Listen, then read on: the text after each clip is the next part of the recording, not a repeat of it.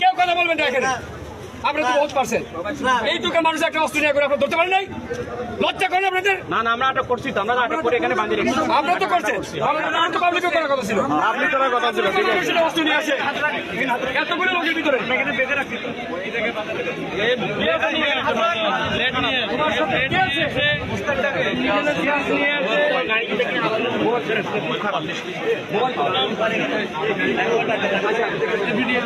তোমার সাথে কি আছে?